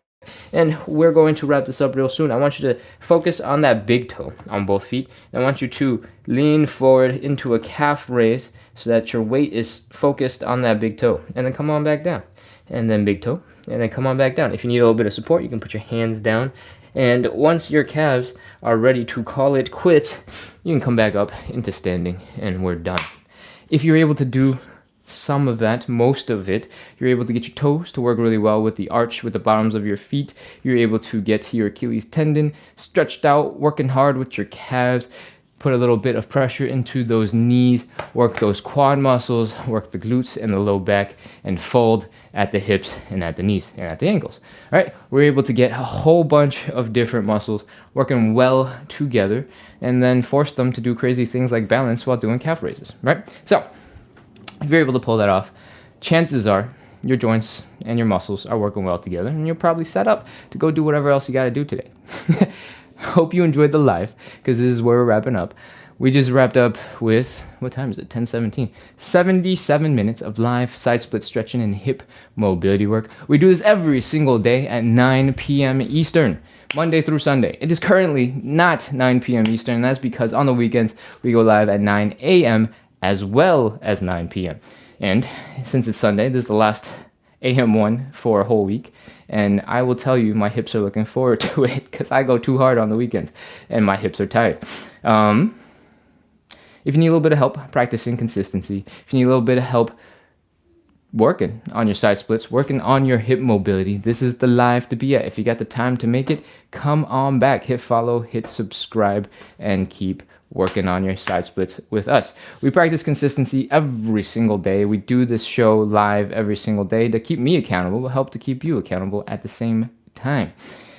I also don't have my side splits. I've been working on them for a really long time, 450 plus days, I think, at this point. I should really sit down and count exactly how many days it's been, but I started November 1st of 2024, so I feel like it's been a while. And I hope you enjoy the live and keep coming back. I've said this a whole bunch of times throughout the live because the last couple of days we've had a couple of comments about like, oh, that's too much, that's too hard, that's not possible for me. And I want to try my best to convince you that a lot of the stretches that we've been doing, I have been doing for 400 plus days, the exact same stretch, all right? From the hamstring stretch that I can now sort of get really close to folding really deep down, there was a point in time where this was my hamstring stretch where I was like getting stuck right here. And that was just about a year ago. And the stretch itself has not changed. We're still kneeling, we're still leaning forward, and we're still waiting for tension to go away. We're trying to bring our belly button down to the leg. It's just that I've accumulated enough torture on my nervous system that it has decided to let me finally go do stuff. If you have not put in a whole bunch of time yet, right, that's fine. We all start at different levels. We all have, genetic predispositions to be super flexible. We have backgrounds in whatever sports, whatever activities that we used to do as children. And it's totally normal for us to be at different levels. So don't be discouraged by something that looks like an advanced stretch. I promise every stretch that we do has been the exact same stretch we've been doing for a year and a half when I was much less flexible. And I can back up those promises because all of our live recordings for the last 6, 7, 8 months. I've been saying 6 months, but I think the 6 months I've been saying for 2 months. So I think it's 8 months of recordings are live on YouTube in a playlist called Live Sessions. And you can see exactly where I was 8 months ago and how I'm doing the same exact stretch. The show has not changed very much in a very, very, very, very, very long time. Okay? That is my ramble. I'm going to get my butt over to the chat because I have not looked at it at all. And we will wrap up after I answer some questions and I look at some comments. All right. Thank you so much, everybody, for coming in, practicing consistency, working on your side splits with me. And I hope to see you soon if you're hopping off right now. Otherwise, let's look at some comments. Over on YouTube, Queen RRR says, good morning. Ready to do this. Great. Shime and Na, XIME, just asked, you are in the tube. I don't know if that's a question, but okay, it is a question because she just followed up, or he just followed up with, how do I find you? And yes, the YouTube channel is the same username as the TikTok.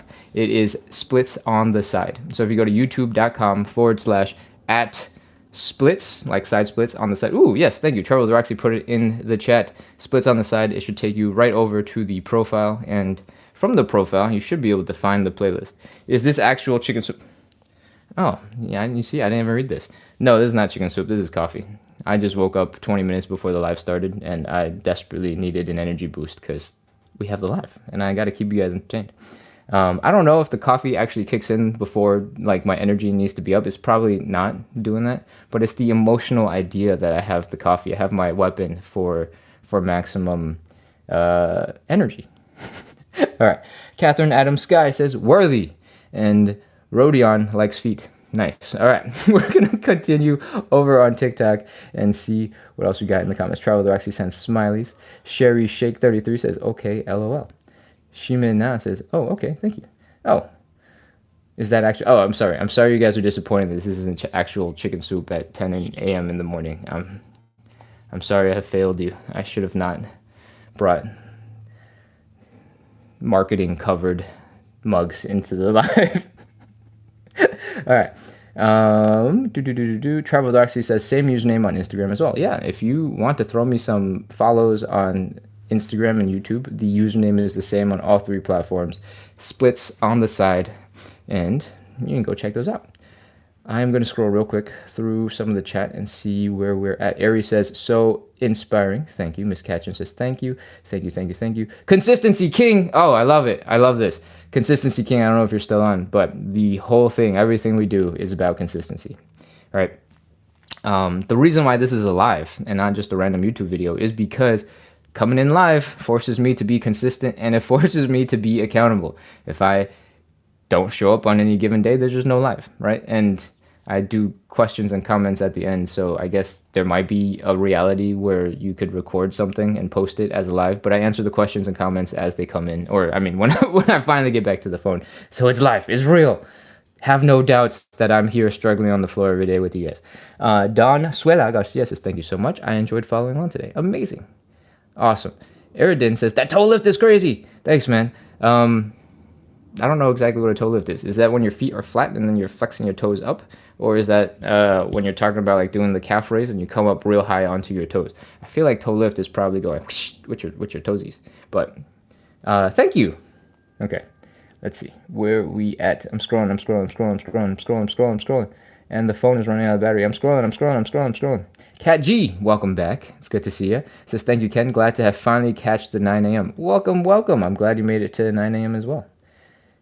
Cat G has been slowly reporting in awesome progress. And she was telling me the other day that her feet stopped hurting. And this has stopped hurting for me a long time ago, so I forget about this. But when we're doing the side splits and we get into this position, I'm going to lean my butt against the wall so I'm not holding this just magically, all right?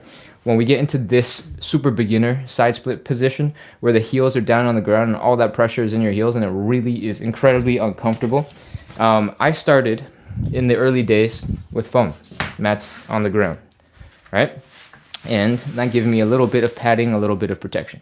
I really, really gotta do a better job about reminding you guys that having a little bit of cushioning, a little bit of padding will go a long way and make this way more comfortable. And, oh, okay, that's enough. We don't have to go any further than that. Oh, my legs are shaking. Okay. Kat was just telling us that she's gotten to the point where it stopped hurting.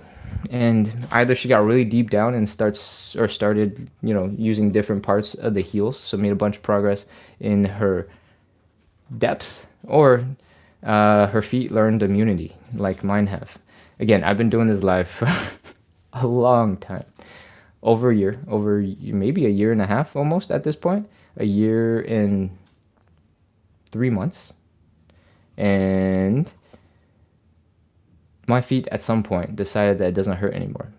So I forget sometimes that it is supposed to hurt, and a lot of people coming in brand new are going to suffer from it.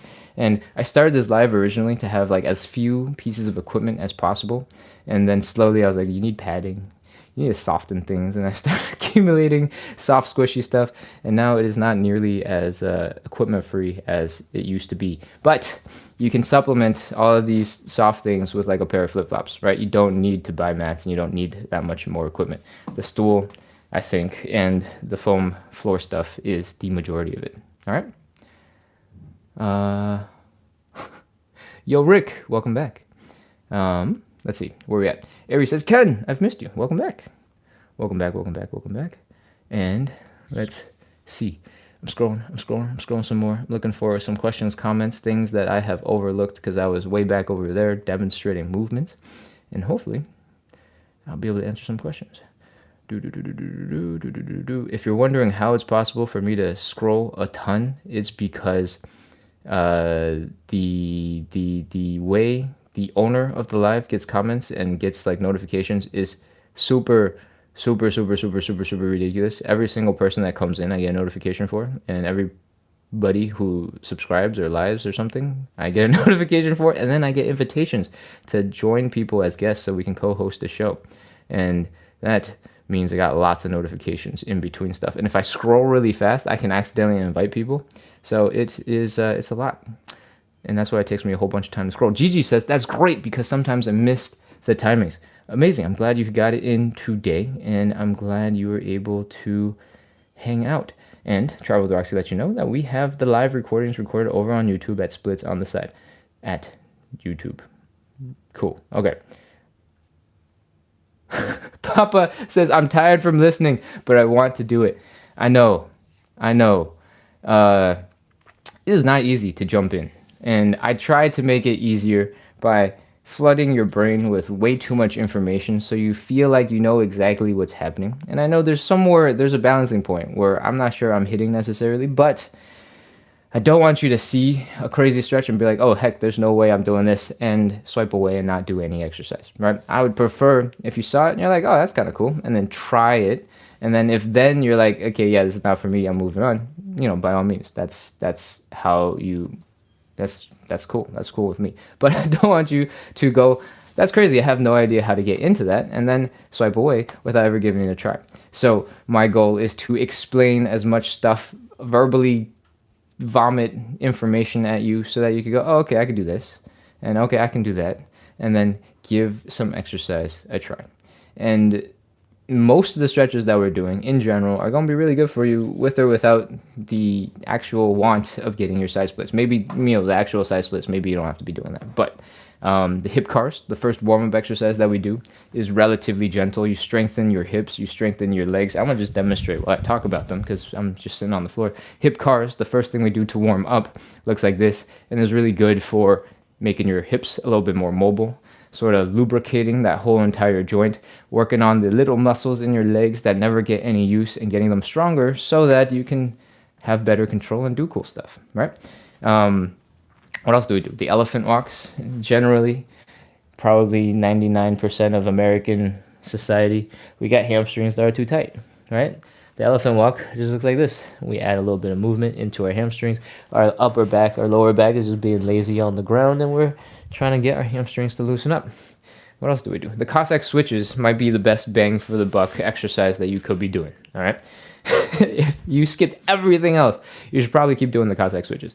And if you don't remember what the Cossack switches is because you just jumped in recently, or I haven't forced you to do enough of them already, the Cossack switch looks a little bit like this. We're sitting into a deep squat, as deep as we can on one leg. The other leg is basically doing a side split, and we're switching back and forth from side to side. This forces you to get strong in these crazy deep positions, forces you to have great ankle mobility, great hip mobility, and it forces you to be able to balance and move in between these crazy positions. So if you decided, hey, today's not a live day, I'll just do one exercise, I'll do a bunch of it, and I'll call it the Cossack switch, is probably going to be the best bang for the buck for you.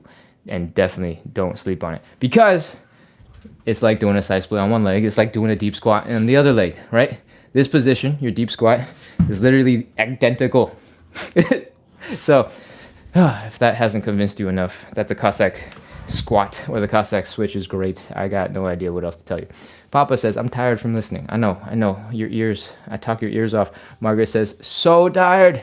I'm gonna keep going. Huh, I know. It's Monday morning. Or sorry, it's Sunday morning. I feel the exact same way. That's why I got this chicken soup mug of coffee. Cat G says, I'm so tired. Okay, somebody started the I'm tired chain, and now everybody's tired. I know. Yo Rick says, you will get more viewers if you play music in the background. Do you think that's true? I don't know if it will be as easy to hear the instructions when there's music in the background. I can give it a shot. I can give it a try, and we'll see how that goes. All right, let's see. I'm doing a little bit more scrolling, trying to get to the top and see if there is anything else I need to address. Ghostface Krilla is being responded to by Travels Roxy. Travels Roxy is telling Ghostface Krilla that I can't chat right now because I'm by the wall and not able to see anything.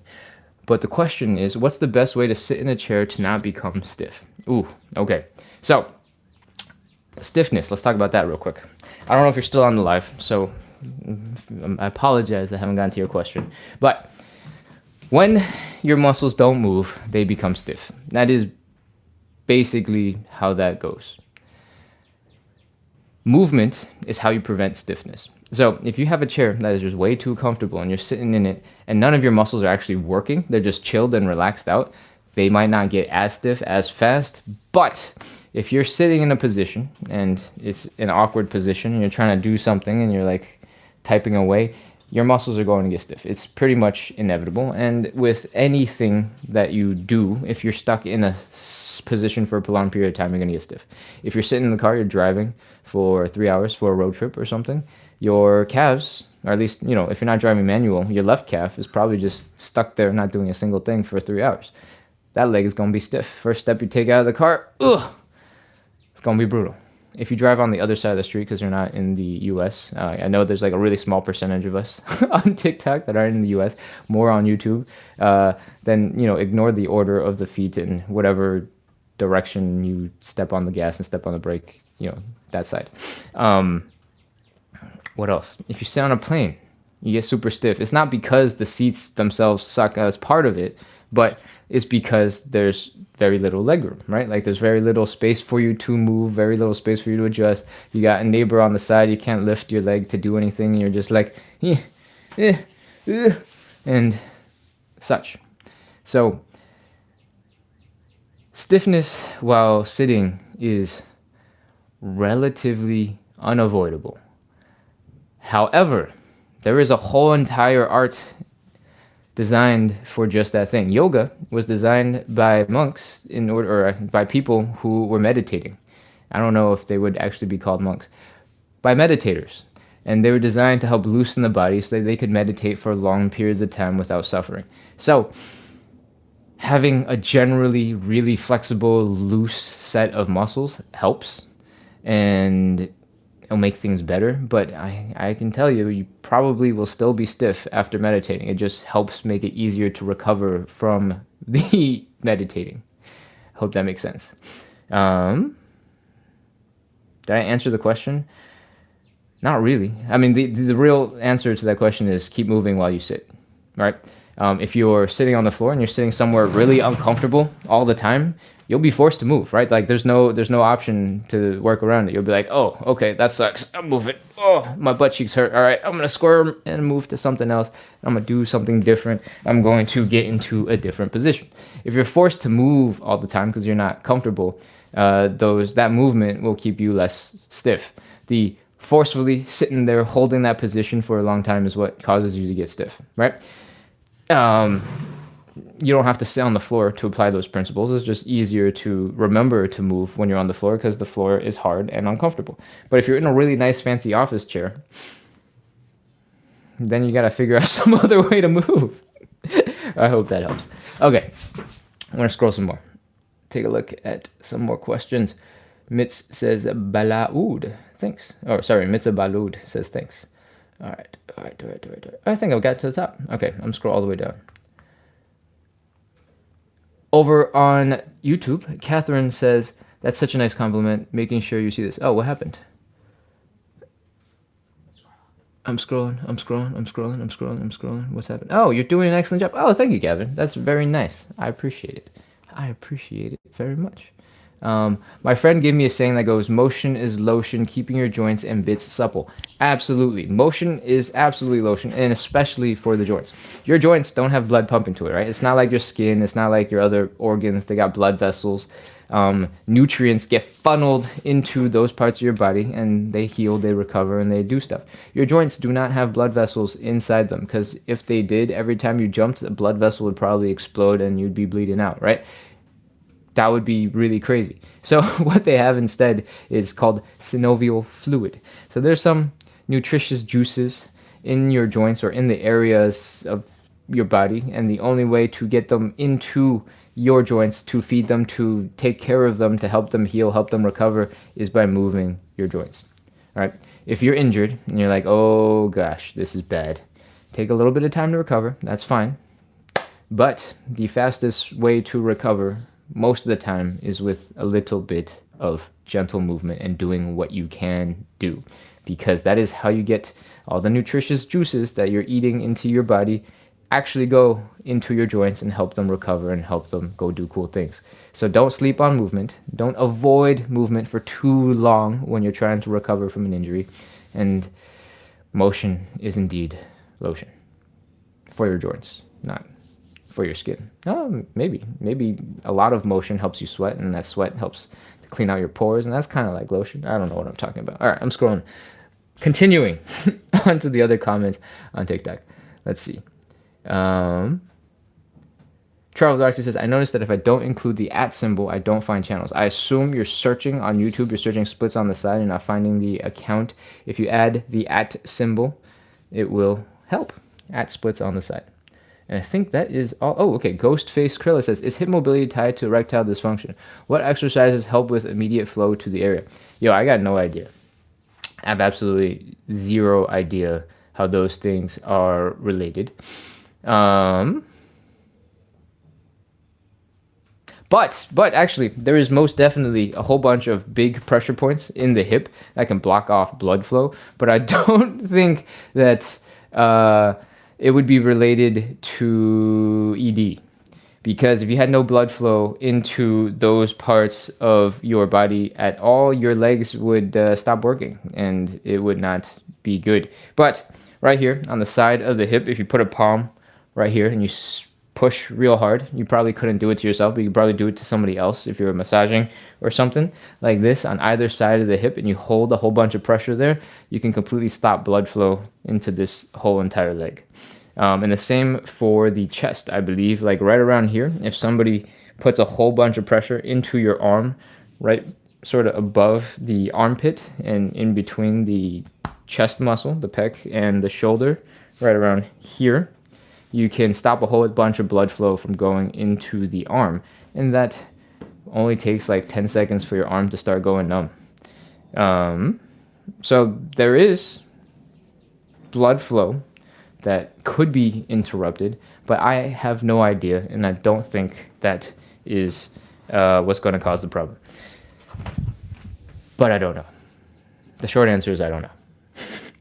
All right. CC asks, are there any progressions to the Cossack squat? I have knee osteoarthritis that makes this pose difficult. Yes, there are absolutely options for the Cossack squat. And most of the time, we're just going to break them down into less intense versions. I am looking for a chair to use, and I cannot find a chair in this room because obviously I only use stools. It's okay. We can make this work. Oh, no, I got lots of different ways to do this. Hold on. Is this a shredder? Is this connected to the floor? Boom. Okay. Just going to grab a couple of different things at different elevations and make our lives a little bit easier. Just imagine that everything I'm using is a much more stable version of something else, okay? And don't do this with the actual props that I'm using, because these are just visual demonstrations for height. All right, so the Cossack squat has two super important components. One of them is just doing a squat, right? If you are struggling with that movement to begin with, you can squat onto taller and taller things and basically sit down into chairs. All right. This I don't think is going to be very stable, so I'm going to just pretend. But if you're struggling with your squat, you can always have something just outside of your comfort zone, just outside of what you're able to completely control, and work your way through those reps. Right? Oh, this came out perfectly stable. And if you're feeling strong, you're feeling ready, you can hold on to something and use that to help pull you into position so that you can get into a deeper squat. This is a horrible example, so don't actually use a tripod. But if there was a door frame and you can wrap your hands around the molding of that door frame, you can slowly walk your way down into deeper and deeper and deeper squats. And that will help with a couple of things. If you are not quite mobile enough, not just in your knees, but in your hips and in your ankles, sometimes when you start coming down, you'll start falling backwards, right?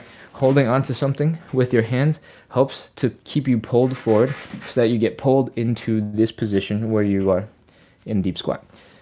Those are a couple of ways to make the squat itself a little bit easier to get into, a little bit easier to attain. You can sit back into something, right? And you can hold on to something to keep you from falling backwards. You can actually combine both if you'd like and hold something while you sit back. And then have something that's to stop on while you build up the strength to go deeper and deeper into the squat. For the other side, the extended leg side splitty side, I'm gonna get rid of some of these things. I don't think you'll struggle as much because your knee situation doesn't apply as strongly to this leg, but when you're coming into the Cossack switch, you put a whole bunch of pressure into that knee, and what you can try to do is do this whole thing from that same exact setup where you have a door frame in between your hands, all right? And while you're holding onto that door frame, you're gonna pull yourself and keep yourself upright. The more upright you are, or actually, it doesn't have to be upright. Figure out where you have the least pain in your knee and focus on slowly expanding from that region, right? What do I mean by that? I'm gonna rotate so I can show you the angles that the knee is forming. If I were to drop into a normal Cossack switch, and we're looking at this angle, if we're gonna drop into a normal Cossack switch, I would probably have the knees come really far over the toes. I'd probably sit my butt back, and I'd end up in some kind of position like this, and I'd be probably folded quite a bit forward to help counterbalance, right? For you, if there's certain ranges that your knee is not comfortable hitting, you can accommodate that by having something to hold on to, okay? If this is a door frame, again, it's not a tripod, it's a door frame, all right? Imagine with me. And you can't bring your knee super far forward. It can only get to this point right here. If you have something to hold on to, you can sit back and try to keep your knee in the same spot the whole time. Use this thing that you're holding on to help adjust, to help tweak, and so that you can put less pressure onto the knee while still getting into a deep, squishy position. And that should help you work on the hip part without forcing the knee to have to adjust and accommodate for all the other rest of the movement that's happening. I still recommend, if you can, to do a little bit of gentle movement on that knee joint, but I am not a doctor, so I actually don't know what you should be doing. In general, if you're not using your muscles, because you can't, the muscles around the knee are going to start getting weaker. And the weaker the muscles around the knee are, the more painful it is going to be to move in that knee joint. And that isn't even the osteoarthritis itself, it's the lack of strength to support the knee, right? So you're going to have to check back with the doctor to see what you should or should not be able to do. And if you can, try to keep on working that range of motion with the knee, working at it nice and slow and gentle, and get, like I said earlier, that synovial fluid pumped into the joints, help them to heal, help them to recover, and hopefully you can get some Cossack switches, Cossack squats at the same time. I hope that helps. What do we talk about? Do I have a recap for you? If your knees don't want to go into crazy places. You can try and keep your knee very, very, very stable, and you can use your arms to help stabilize your body by holding onto something like a door frame, my imaginary tripod door frame. And if the support is coming from your hands to keep you stable, then your legs don't have to have all of the stability all by themselves, and that gives you the opportunity to build up strength where you need it nice and slow, instead of going "Hah!" and dropping into something more intense. I hope that makes sense. Cool? All right, let's come back, look at the chat for a couple more seconds, and then we will wrap up because it's been going for like 100-something minutes. Whew. I think that is, oh, no, we got a little bit more. My problem is that I tend to arch my back when squatting. Okay. Tell me about this arching of the back when you're squatting. Is it this thing where you're like this, or is it this thing when you're squatting? Well, what are you talking about? Face down or neck up? We got a question over here from Undefined. Oh, thank you for answering, Queen RRR. Can we watch this later? Absolutely. All the lives are recorded and saved over on YouTube. You might not be able to see the questions because the text from the comments are not saved, but the raw video itself is saved, and you can go watch that on YouTube. The username is @splits on the side. You're asking this question on YouTube, so you know where this is. It's under a playlist called Live Sessions. It'll be the most recent video when it comes out. Later today, probably, whenever YouTube's algorithm figures out whatever it does with the video and whenever it uploads. Okay. CC says, oh wait, hold on. Is that the same question? No, Shime asks about the squatting question. I asked her a question. And then CC has another question. I think elevating the heel at the bent knee makes it easier. Yes, that definitely helps. If you cannot, no, hold on, let me get this stool. Oh no, the stool's not even in the shot. Nice. Okay, if you are having trouble getting into the squat and you get stuck here, you might be able to lean a little bit forward and bring your heels up off the ground, right? We kind of use this position to stretch out for the Cossack switch in our normal life. And the reason why we do this is I want you to get that Achilles tendon stretch, that calf stretch, by forcing your weight onto your feet. And this position, for most people, is how they're going to deep squat, how they're going to get low to the ground. The heels are going to come up and you're going to lean forward a little bit. This is not a position that most people can stay in for very long because your muscles are working really hard to keep you in that position. If you are trying to get deeper into the stretch, you absolutely can, or if you're trying to get deeper into the position, into the squat, you can absolutely slowly let the heels come up. Alternatively, do I have a good way of demonstrating this? Alternatively, the phone is running out of battery. Alternatively, with a little bit of equipment and maybe against the wall so that it stays stable, you can elevate your heels entirely and keep your toes on the ground, and you can have just a much easier time chilling and hanging out in this position. All right? You don't need anything fancy.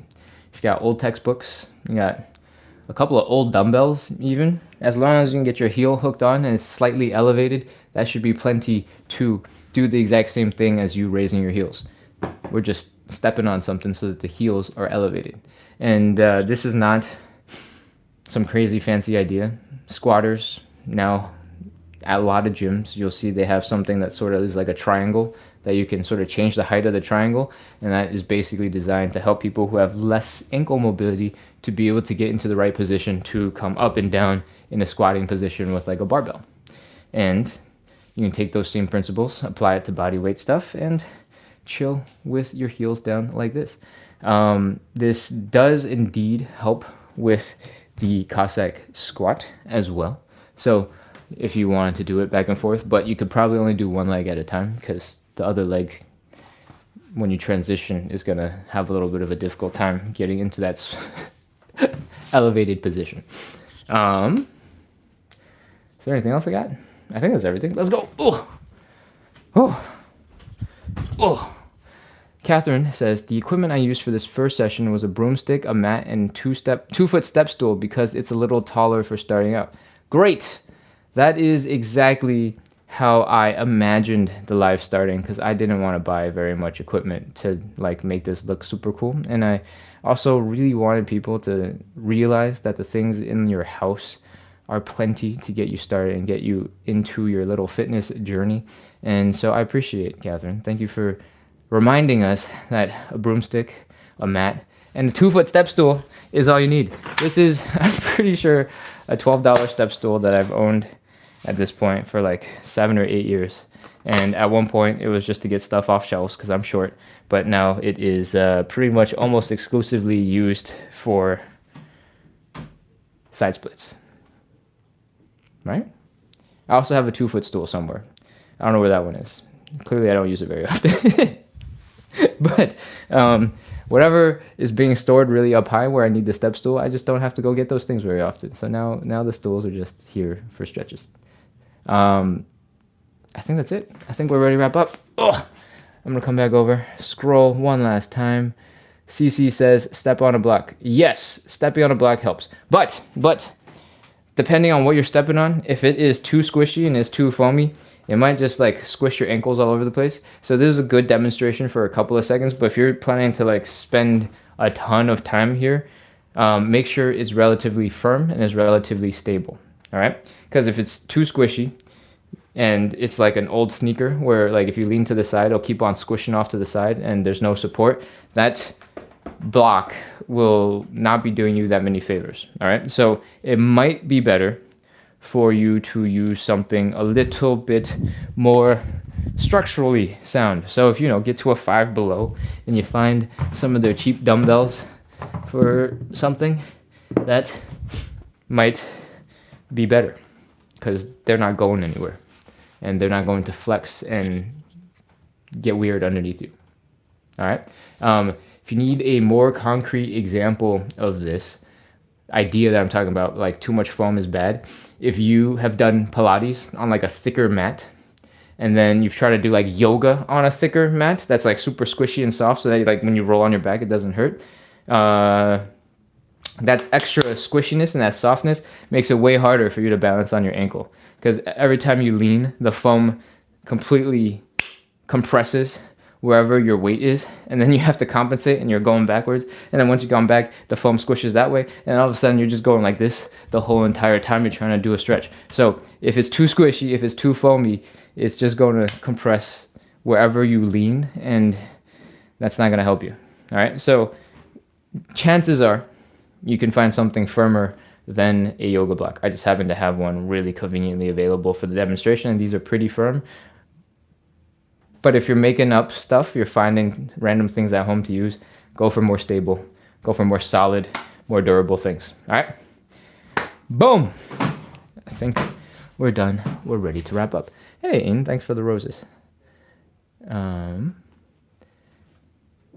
think that's everything. All right, we're done. We got another YouTube comment? Okay.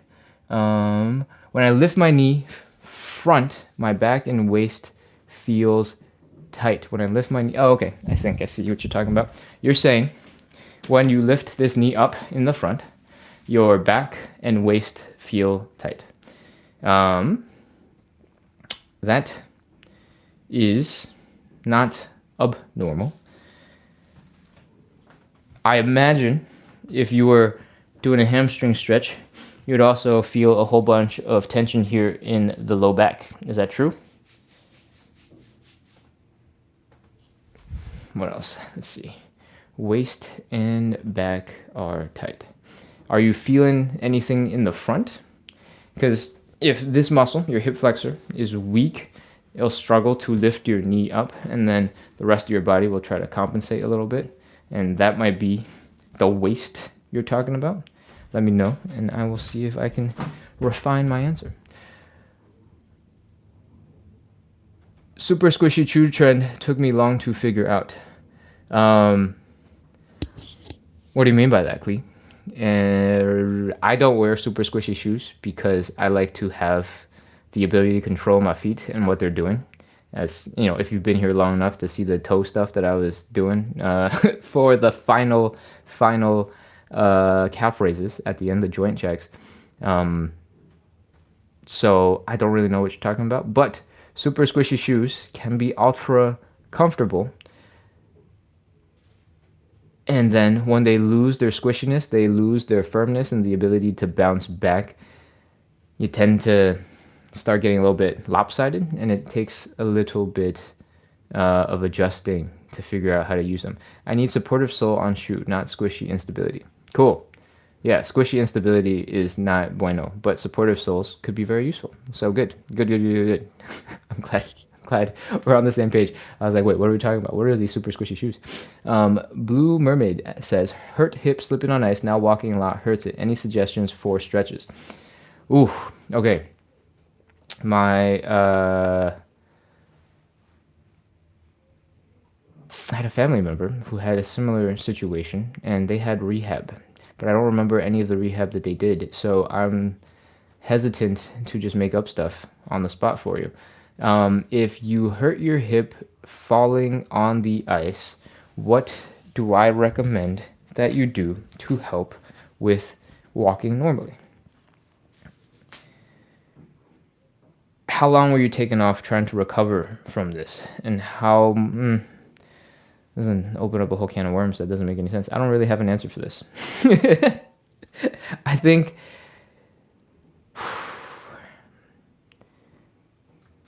I think your best bet is probably to do a lot of low intensity movement in the hip. So if you know which parts of the walking posture is causing you to be uncomfortable, and it's your own body weight that's causing that discomfort, then you can try to replicate those movements specifically without weight, right? So instead of walking, maybe you can lay down and do a version of that movement with your leg down on the ground. It's going to use different muscles. It's not going to be the exact same, but if you replicate the movement with less intensity, with less tension, that might be something that helps, and you can try that out. Specific to stretches, and the reason why I'm saying that is because if you rested for a long time, some of that discomfort, some of that pain will be from the bruising, from the fall, but some of it will be just a weakened set of muscles in the hip because you just haven't been using them very much for a little bit while you're waiting for your hip to recover. So if you do a less intense version of that movement, you might be able to build up enough strength to get back to a pain-free walking situation. If we're talking specifically about stretches, there's too many stretches. I don't know what to recommend you. If you're walking and your hips hurt, there's no, I don't got a good answer for that. So I'm gonna just wrap up there with that question. Whew. Blue Mermaid says, I didn't rest. Ah, okay. Clee says, I like your solid logic explaining. Good, okay. Let me think. I'm under pressure right now.